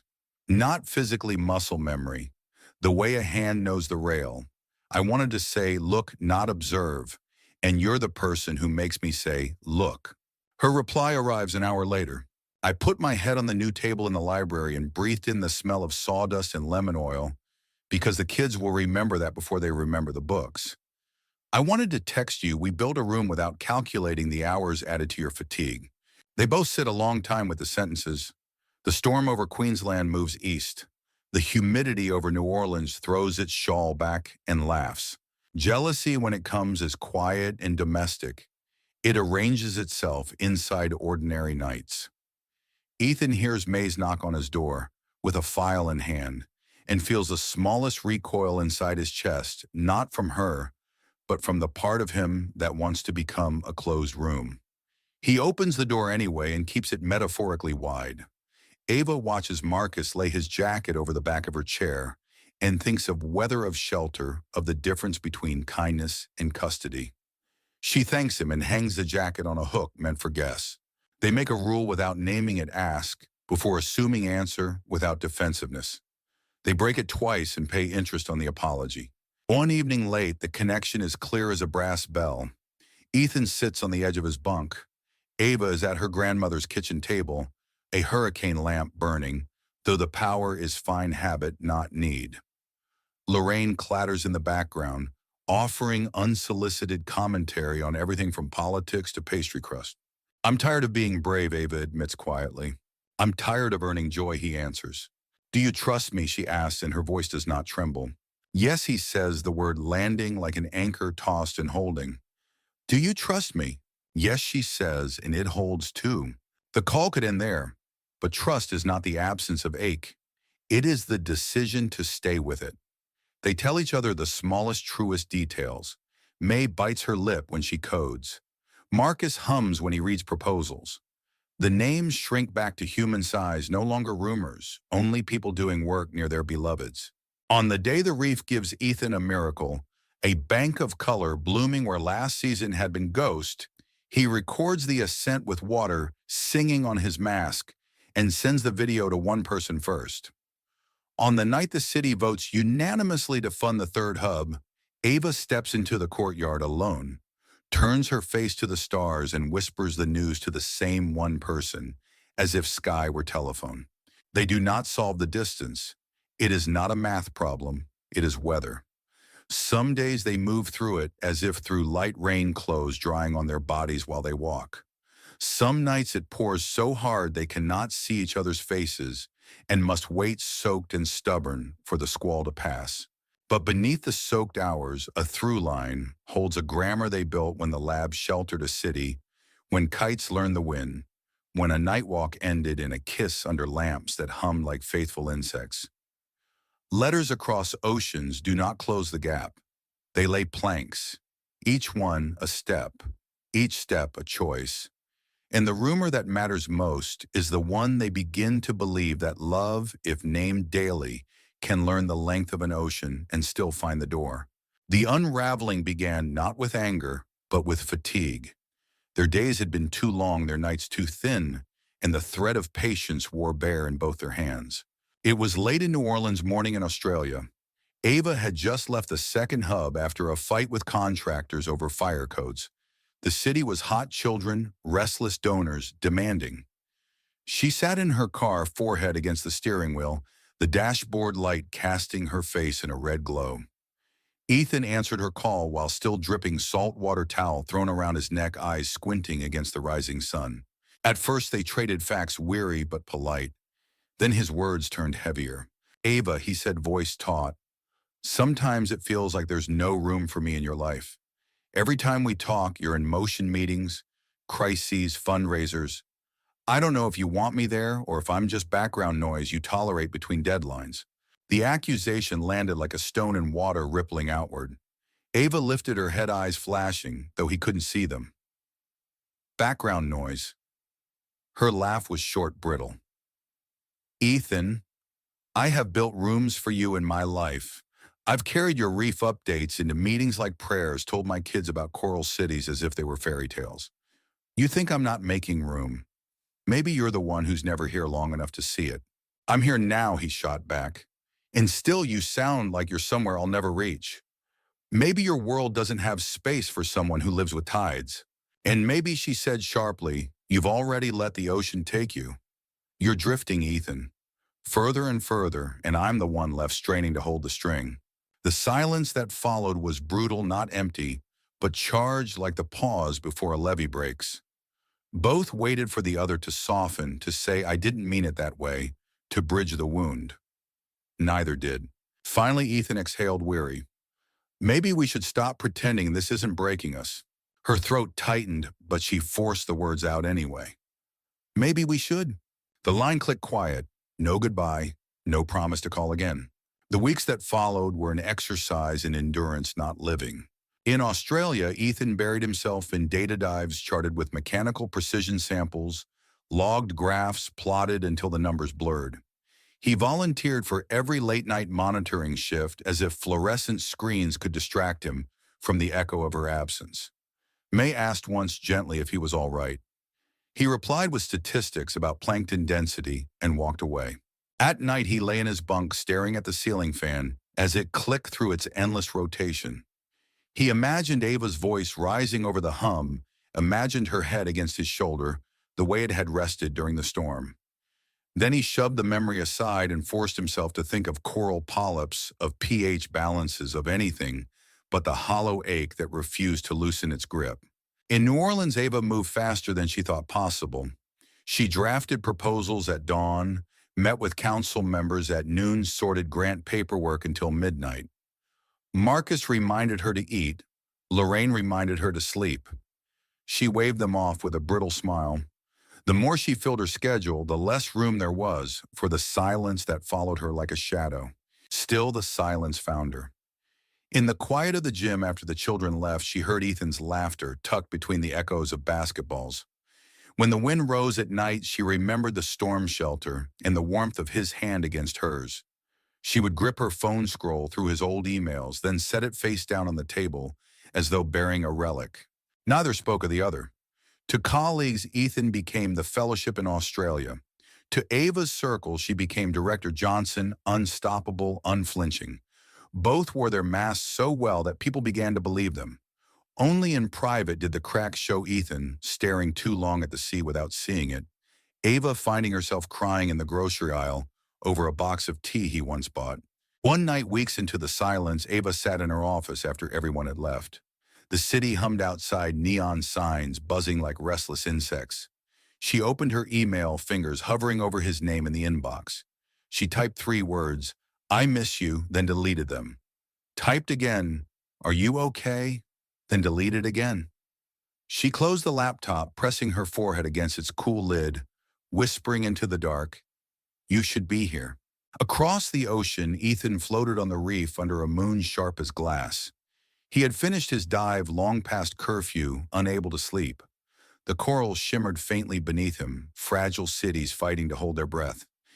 He whispered into his regulator words that fizzed away before anyone could hear, "You should be here." The ocean between them felt wider than miles. It was made of pride, of fear, of unspoken apologies, curdling into distance.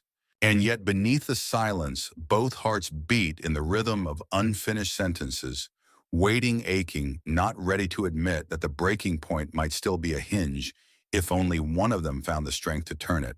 He landed at dawn, carrying only a duffel that smelled faintly of salt and metal, and a heart that had learned the geography of missing. New Orleans greeted him with wet heat and the soft clatter of a city already bargaining with the day. In the cab, the driver's radio murmured brass through static. Ethan watched familiar streets unspool like a film he knew by muscle memory and not at all by courage. He hadn't written. He hadn't called.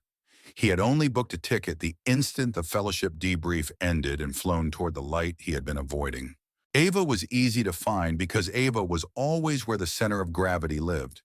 Today it lived in a schoolyard off Claiborne, where a fundraiser had cheered itself into existence, folding tables with gingham cloths, a raffle wheel painted by a child's careful hand, a stage barely tall enough to matter. Banners read, "Red in color and rooms for bravery." The air tasted like grilled peaches and hope. Ethan saw her from the curb, head thrown back in laughter that made strangers love the sound a clipboard tucked to her side like a second pulse. He would have stood there until his nerve returned, but children learn to spot a story before the adults do. Julia saw him first, froze, then sprinted as if chasing the end of a dream.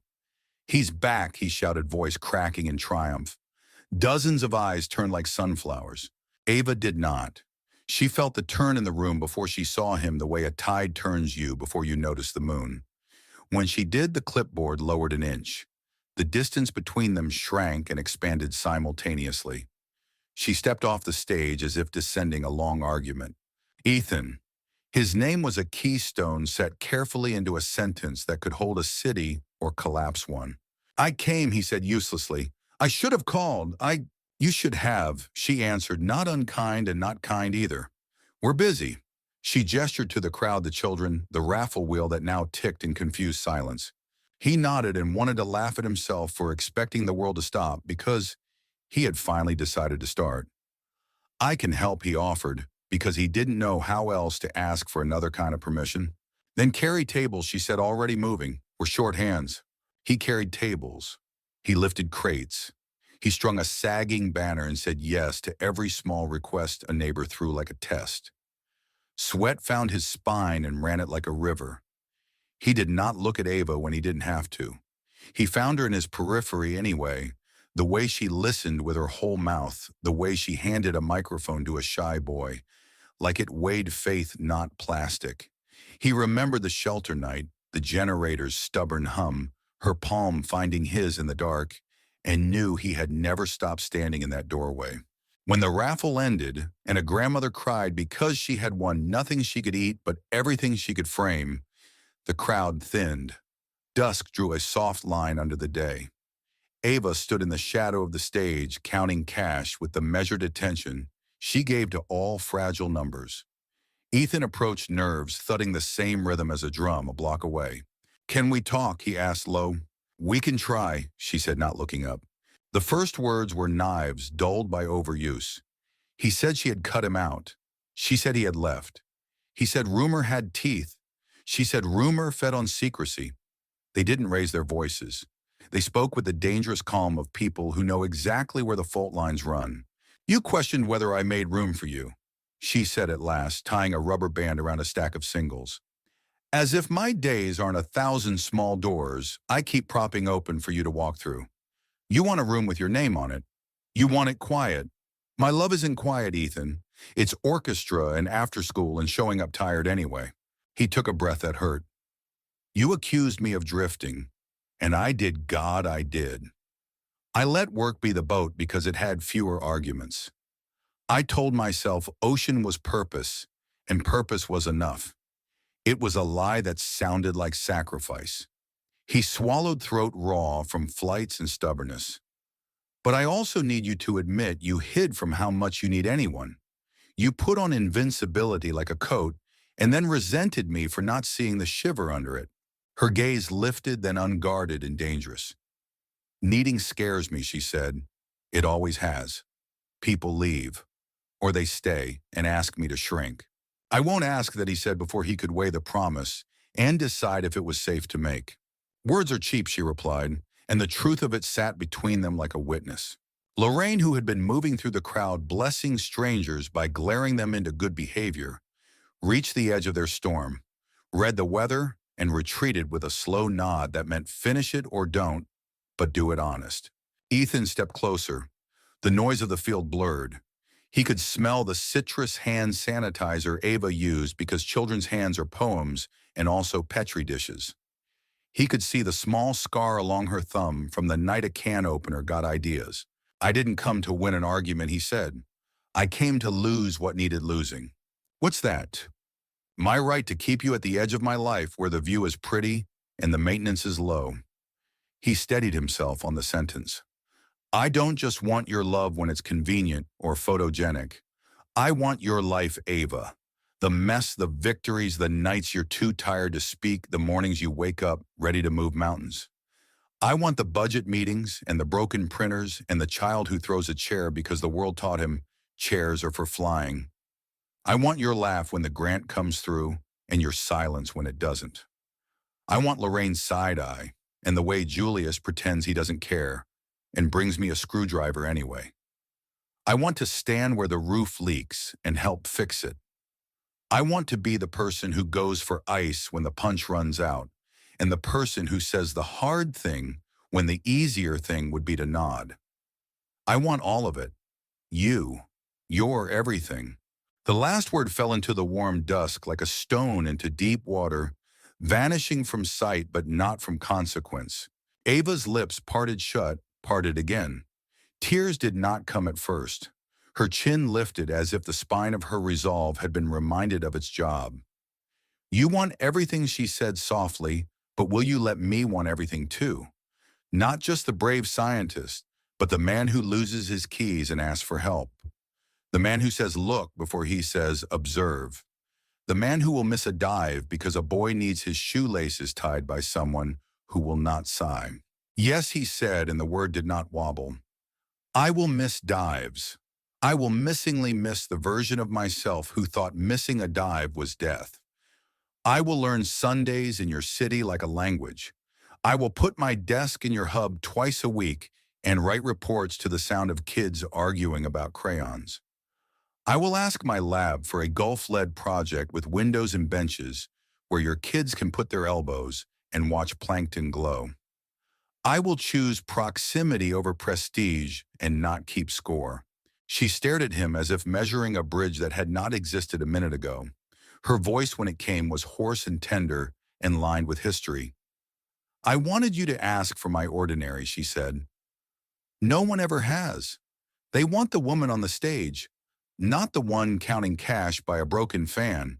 He reached for the rubber-banded stack of ones, placed it back on the table, as if it were sacred. I want the fan.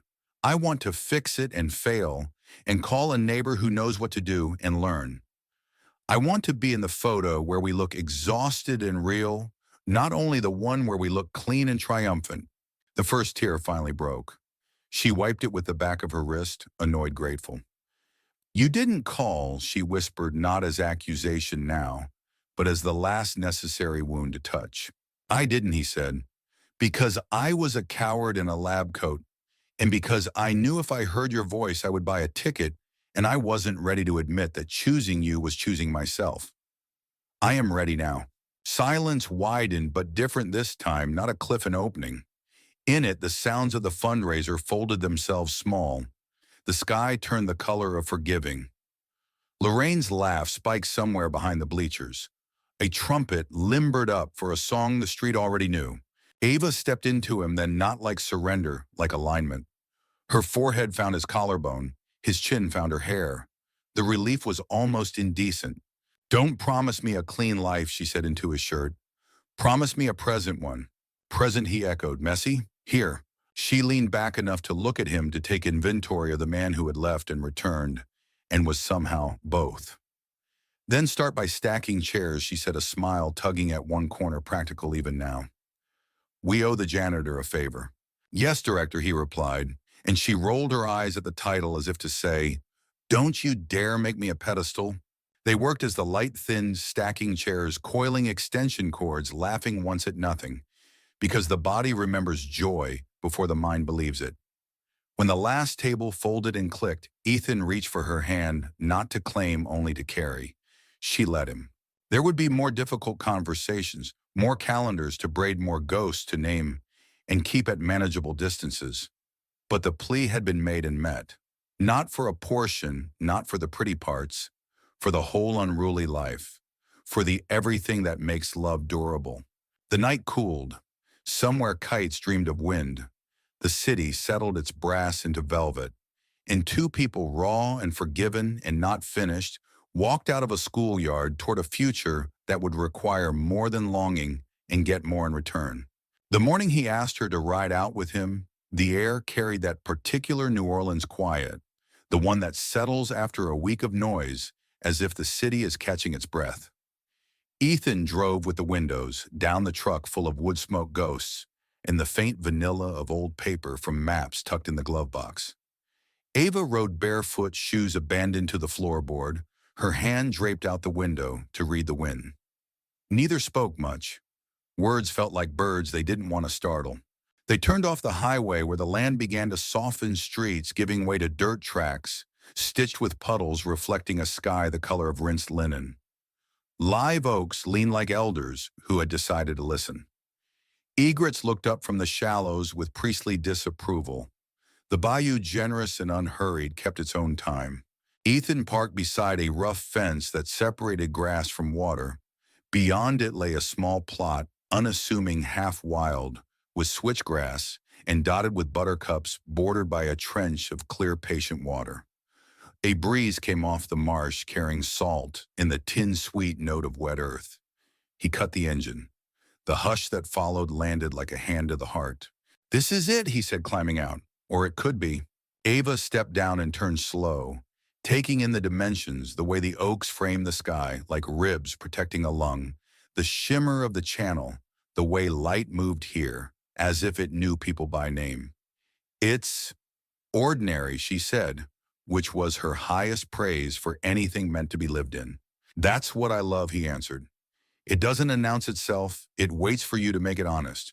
He led her along a soft path he'd mown with the impatience of someone who needed to see edges. Staked in the ground were 4 skinny flags, brightly stubborn against the grass. He stopped at the first and opened a rolled sheet from his back pocket, a pencil sketch smudged by hope. "Give me your eyes," he said, shy and sure at once. "Stand here and pretend." She stood and he held the drawing between them like a translation. "Picture a low house," he began, the timbre of his voice altering, as it always did when an idea finally found a body. "Cypress and tin, nothing fancy, just honest. Deep porch for long summers. Screens you can swing wide when the evening remembers how to behave." She watched the space he pointed to fill itself. "Windows?" she asked. "Everywhere," he said, laughing softly. "Not just for views, for language. Light is the first teacher." They walked to the next flag. "Here," he said, tapping the paper, "a room with drains in the floor, stainless tables. Tanks along the back wall. A place I can do brackish waterwork without leaving you. Glass between that room and the rest of the house so the work sits with us without swallowing us." And there Ava pointed to a rectangle he'd drawn opposite. "Your room," he said. "Tables on rolling casters, shelves at kid height, a wall of cubbies for little hands to learn belonging, a sink so deep the paint never wins. We'll line it with cork and chalkboard, and a window that looks at the oak so the tree can eavesdrop." "Children in my kitchen," she teased, but her eyes had gone glassy. Children in our kitchen, he corrected gently, as if testing a plank. And on Tuesdays, the elders come to teach us how to fix what we broke. And on Fridays, the teenagers take over, and we pretend not to see when they figure out how handsome they are. They move to the third flag where the ground rose a little. Bedroom faces the water, he said. So dawn is an invitation we can refuse without missing it. And a courtyard, she asked, turning already placing benches in her mind. Between the rooms, he replied, pointing a square of shade. A stage 2 inches high so it doesn't frighten shy voices. Hooks for lanterns. The kind of place where it makes sense to stay after the meeting is done. They fell quiet. The breeze lifted, ran its fingers through the grass, moved on. A chorus of insects started up like an orchestra tuning before a hymn. Somewhere nearby, a turtle slid from log to water with the modesty of a person leaving a party without goodbyes. "Where's our table?" she asked softly, and he loved her for saying "our" without needing to be coaxed. He touched the last flag. "Right here, under the first oak. The fan will be slow and stubborn. The lemonade will be too sweet until we learn restraint. And every time a storm threatens, we will bring the chairs inside and lock the shutters like we're tucking the house to sleep." She was still looking at the grass when he put the paper away. He stepped half a pace back, suddenly, uncertain hands finding and losing each other. "I don't have fireworks," he said. "No plane with a banner. Just this idea and the work to make it faithful." She turned toward him. The oak shifted leaf chatter like a counsel. His mouth went dry, and then he spoke because a vow grows heavy if you carry it too far. "Ava," he began, her name steadying him. "I thought love would be impressive. Turns out I want ordinary that's stubborn enough to last. I want the rinse of the bayou through these windows. I want the sound of your kids doing homework at a table we sanded ourselves. I want your grandmother to sit on this porch and tell me the ways I'm still not seasoning the beans right. I want to fight about paint colors and laugh at how we both hate folding laundry.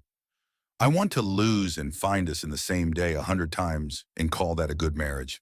He reached into his pocket and drew out a small box.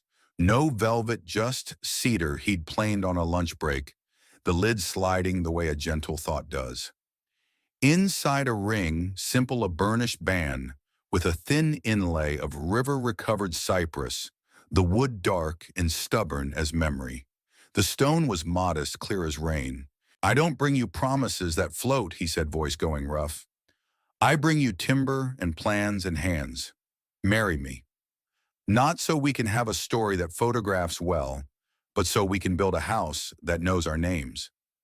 Not so I can rescue you and you can sanctify me, but so we can put shoulder to beam and make a life that belongs to both of us." For a moment, the world held still the way it does just before a bird decides whether to take the offered crumb. Ava's breath came in a small, shocked laugh that found its way into a sob halfway through. She covered her mouth, then lowered her hand, as if wanting to taste the air unfiltered. "Do you know," she said, blinking hard, "how long I have wanted someone to ask for my everyday, not my speeches, not my best dress, my keys on a hook by the door, my chipped mug, my ankles crossed on this table we haven't built yet." "Yes," he said, smiling from a place he'd been saving. "That's the only thing I know for sure." She looked past him to where the grass made a soft map of light. An egret lifted, took 2 indifferent steps, then decided to fly after all. The oak swayed as if old agreements had just been renewed. Ava reached for his face with both hands, thumb tracing the line where salt had etched a story. "I am scared," she admitted, "of storms, of budgets, of how much I will love whatever we make." "Good," he said. "We'll bolt the roof and balance the books and let love terrify us into tenderness." She laughed, then cried, then laughed again, and the sound braided itself into the hum of the day, like it had been waiting for its cue. "Yes," she said, finally clearly, the word ringing from the bone. "Yes, Ethan Walker. Yes to the house and the courtyard and the windows and the leaks we'll learn to catch. Yes to your lab sinks and my chalk dust. Yes to building a forever with the materials at hand." He slid the ring onto her finger. It sat there not like a jewel but like a tool that knew its purpose. He kissed her no theatrics, just the kind of kiss that felt like laying a cornerstone square patient true. The bayou made its old approving sound. A breeze came and cooled their faces. Somewhere down the road, a dog barked twice as if adding his vote. They stood under the swaying oaks, the small plot no longer unassuming. It had been named. He wrapped her in an embrace that knew prying would be part of keeping. She leaned in with the weight of someone who understood foundations they are poured, yes, but also cured by time. Come on, she murmured at last, cheek still against his chest. Show me where the door goes. Everywhere, he said, and together they walked the flags again barefoot in the forgiving grass, rehearsing the rooms that would teach them how to live inside what they had chosen. The wedding did not begin in silence. It began with brass, with trumpets rising like dawn, with the slow roll of drums that sounded as ancient as the river. In the heart of New Orleans, on a block where neighbors leaned out of balconies and children ran barefoot with ribbons in their hair, Ava and Ethan pledged their lives not in hushed vows, but in music that insisted love be witnessed. The street was theirs for the afternoon. Bright canopies spilled over with color tables groaned under the weight of gumbo pots and baskets of fresh bread. Musicians lined the walk horns, gleaming like sunstruck waves. Ava walked not alone, but surrounded her grandmother, steady at her side, her students scattering petals, her friends clapping in rhythm as if her every step was a drum beat. Her dress, a cascade of ivory threaded with subtle gold, glowed against her skin. The pearls at her throat had belonged to her mother. Ethan waited at the center, nerves taut but softened by the sight of her. He wore a simple linen suit, no extravagance, just fabric, honest as his promise. When her eyes found his, the noise of the city dimmed. For a heartbeat, it was only two people, the rest of the world blurred to watercolor. They spoke their vows with hands entwined. Ava's voice was steady. I promise to walk with you through storms and sunshine, to open doors for you in my world and to keep learning yours. I promise to love not just who you are, but who you are becoming every day. Ethan's voice caught, then steadied. I promise to build with you tables, dreams, homes, laughter. To never let silence grow heavier than the truth. To choose you, Ava Johnson, not once, but again and again, as long as breath carries me.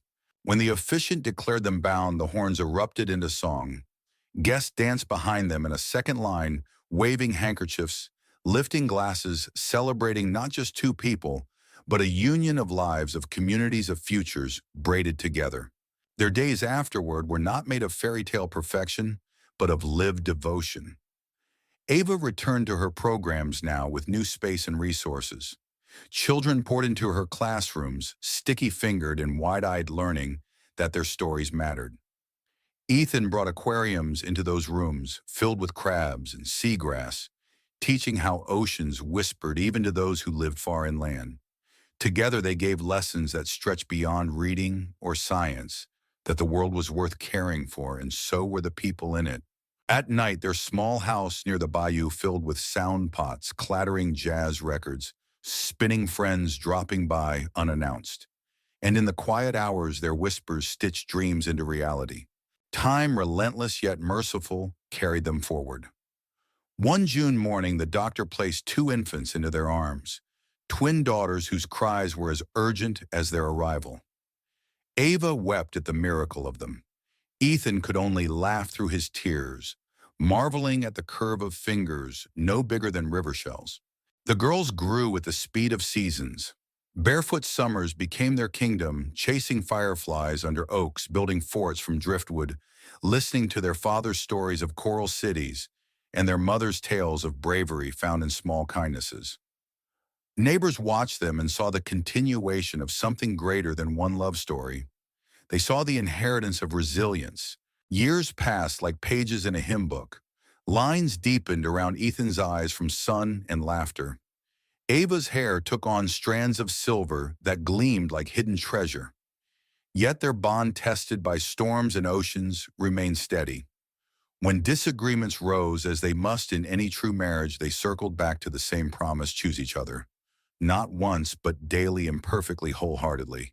And when their daughters, now teenagers, asked what kept them strong, Ava answered simply, Because love is not a single moment. It is the choice to stay, to listen, to forgive. Your father and I chose each other on a stormy night long ago, and we never stopped. The story closes not with spectacle, but with simplicity. The sun lowers over the bayou, staining the water copper. Ava and Ethan sit on the porch, their daughters chasing fireflies in the yard. Laughter rises, mingling with the sound of cicadas, with the eternal pulse of the land and water they call home. Ethan leans close, brushing his shoulder against Ava's, and she smiles, knowing the truth she has lived. Love had survived storms. It had endured distance. It had outlasted doubt, because they had chosen not once, not twice, but every day to hold fast to each other. And that choice became their legacy. If this story touched your heart, let it live beyond this page. Like this tale, if it stirred something within you, share your thoughts in the comments and follow along for more journeys of love, resilience,